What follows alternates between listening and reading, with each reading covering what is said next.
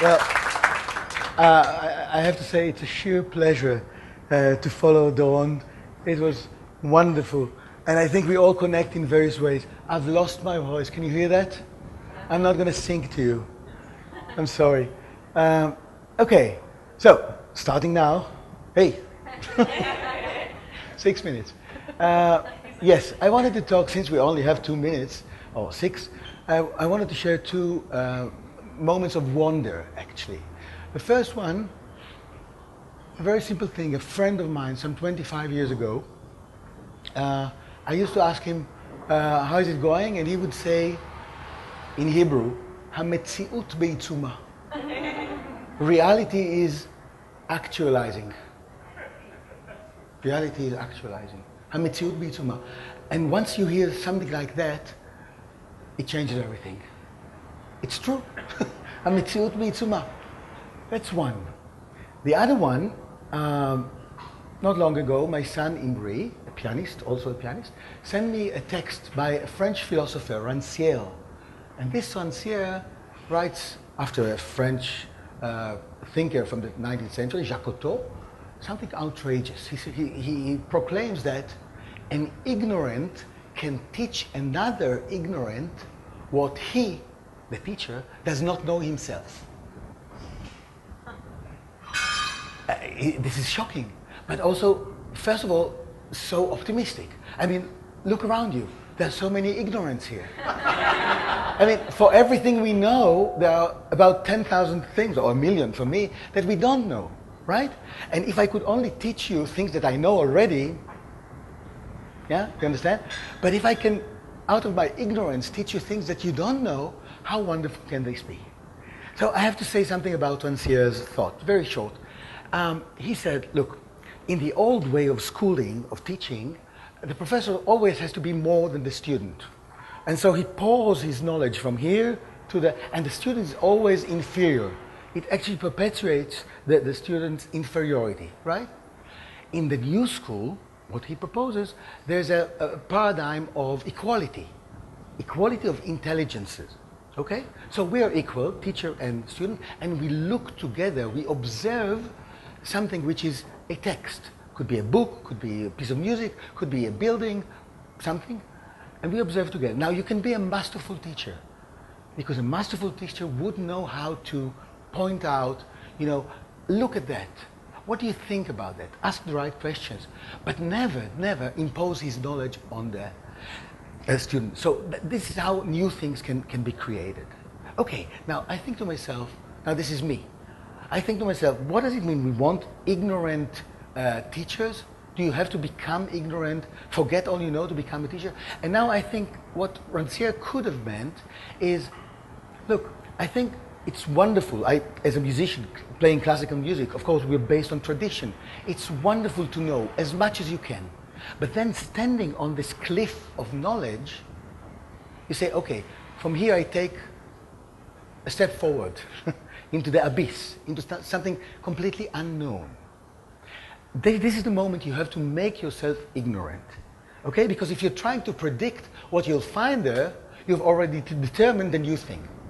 So this is the moment of jump. I connect it with the moment of, you know, reality is actualizing at that moment. Now, since I think about music and through music, could Beethoven have been an ignorant when he wrote? He knew everything about composition, you know, of earlier generations, but when he was composing, he was ignorant. In the process of composing, things become right or wrong only when you're finished and you have a full context. So you have to be ignorant. Again, when you send your music to the world, you send a score. Pa pa pa pa, pa pa pa pa. It's a finished score. But yet, you know, on the fourth pa pa pa pa, he puts a fermata, a stop. In Italian, it's like a bass stop. Pa pa pa pa. Where's the bass? And you can do pa pa pa pa, or you can do pa pa pa pa. And he leaves that open. He really wants it to be open. So he makes himself ignorant as to the interpretations his piece can take. Now, can a pianist playing Beethoven be ignorant? Look at good performance. They play, they know what they're going to play, and then they listen. And they're surprised with what's coming up, you know? And this is wonderful because there are two people there. One who, you know, is so knowledgeable and planning everything, and one who is surprised. And that's really great music making. By the way, there are, unfortunately, musicians who make their career out of playing this game. Do you know Hélène Grimaud? Beautiful pianist, also Jewish. She plays everything, and everything is, you know, it's a fake ecstasy with every note. I should say fake something, but I think Lang Lang also played the same. You know Lang Lang. You know, if it's only that, then it's a problem. Can a conductor actually pushing other people? Pushing is not the right word. Helping other people to achieve. Can a conductor be ignorant?